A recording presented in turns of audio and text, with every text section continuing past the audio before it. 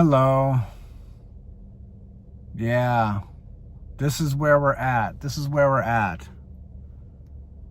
I'm hiding behind these sunglasses, hiding away from the world. But I will take them off momentarily just to address what's on my mind. Jesus says, I have drawn you out of the world. Now that's a paraphrase. I don't remember the exact Bible reference. I'm not a Bible expert. I don't proclaim to be I'm not an expert at anything. Or whatever things I think I'm good at, I'm just going to keep my mouth shut because I want to be a humble and grateful individual. So I'm not here to brag about anything. But society is just ever on the divide, and chaos is the word on the street. And if you're paying attention to Chris Hansen at all on the internet, then you know that we have predators amongst us all over the place who want to use and abuse children, and division is it's weird because division seems to be the global agenda at the very same time while steps are being taken to usher in a new world order with a cashless society and one world government and no borders. This was tested out in recent years in America with the southern border being wide open, and it's just caused tremendous distraction and trouble and backstepping in order to address all the damage that has caused. And it says in the Bible that in the last days, what is evil will be called good, and what is good will be called evil, and that essentially light and darkness trade places. The Bible also says, I think this is Jesus talking, he says, marvel not that I say to you, he says, marvel not that I say to you, you must be born again. That's a different verse. Jesus says that Satan masquerades as an angel of light. And what that means is, when it comes to the forces of evil, deception is the number one game.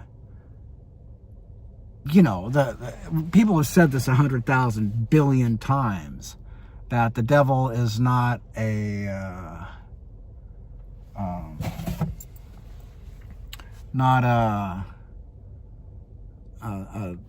little red man with horns and a tail and a pitchfork. Everybody knows that.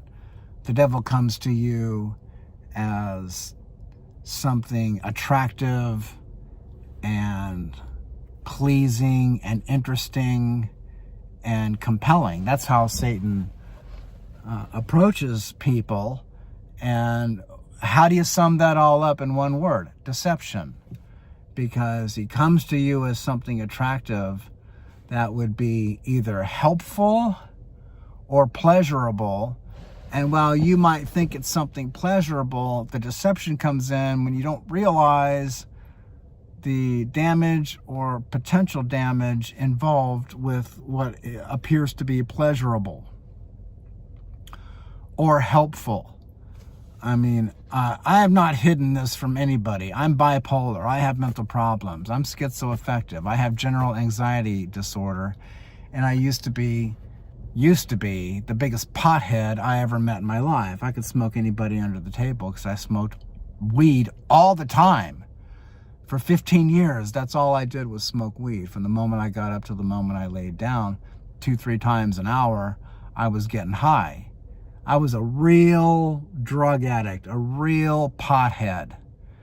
Jesus changed all that. I've talked about that in other videos, but Jesus totally, he got a hold of me and he fixed all of that.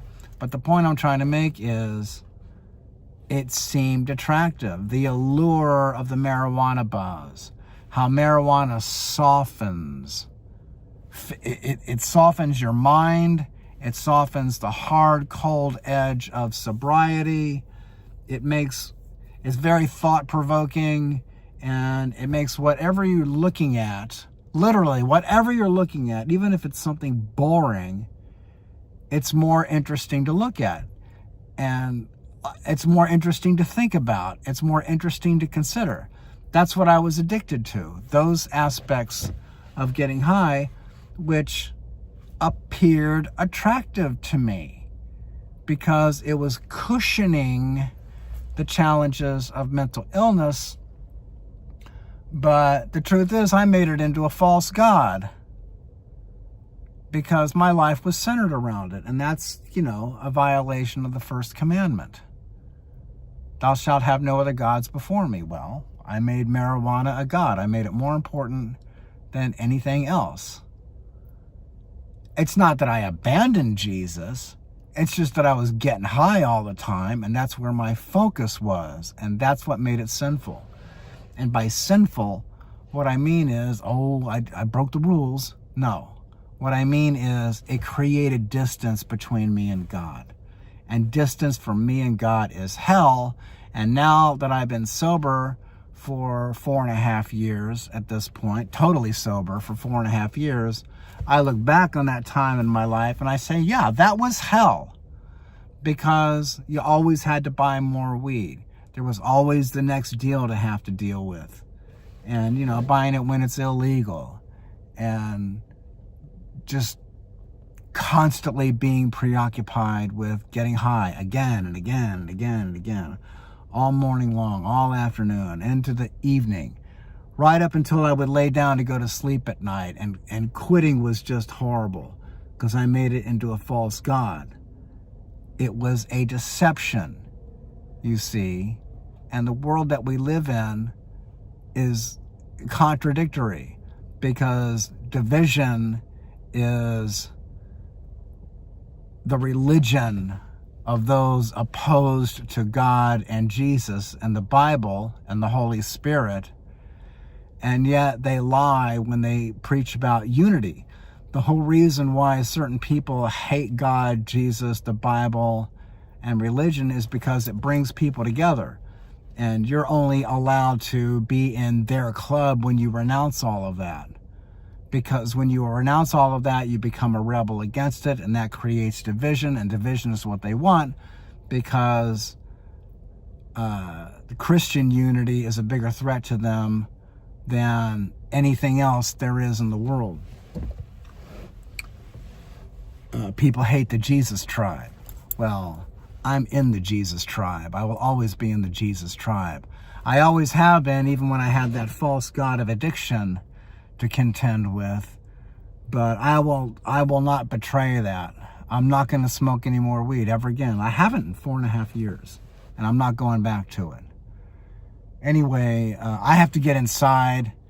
That's all I have time for right now. But I just wanted to say, this world is getting crazier and crazier and crazier. And just, the total insanity slapping me in the face, and all of us here. And this is only 2026. So if you're watching this at some future time, just measure where the world was at today being March 24th, 2026. Measure that against what point in the future, what day it is you're watching it, and just see how things, what direction the world is going in, and you'll see what I mean. Have a good day.